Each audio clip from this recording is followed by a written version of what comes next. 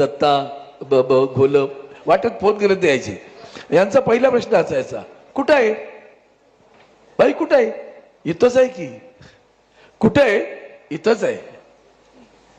68 साली घटप्रमुख झालो, पुढे काही झालं नाही. कुठं आहे? इथंच आहे. 69 साली आंदोलन झालं, पोलिसांचा मार बसला. कुठं आहे? इथंच आहे. 73 साली भारतीय या सगळ्या जनता पक्षाचा उदय झाला. शिवसेना जिंकली, शिवसेना हरली. कुठं आहे? इथंच आहे. मग 77 साली तर आमचं भयानक वाताहत झाली. ती जनता दलाची लाट आली होती, शिवसेना भवनावर हल्ला झाला. तेव्हाही विचारलं, कुठं आहे? इथंच आहे. मी आमदार झालो. कुठं आहे? इथंच आहे. 2009 ला परत संपली. 2014 पर्यंत कुठं काहीच नव्हतं काम, पण जिल्ह्यात काम करत राहिलो.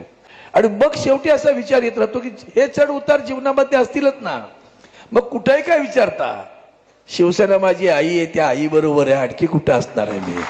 तीच माझी आई, तीच माझी जन्मदाती, तीच माझी उद्गाती, तीच माझी माझा उद्धार करणारी, त्या शिवसेनेसोबत आहे. इथं बसलेल्या प्रत्येक प्रश्न माणसाला, सैनिकांनी एकच विचार करायचा, काही होऊ दे, आले किती गेले किती, उडाले भरारा, पण एक लक्षात ठेवा, कधी संपणार नाही माझ्या शिवसेना उद्धव बाळासाहेब ठाकरे पक्षाचा दरारा.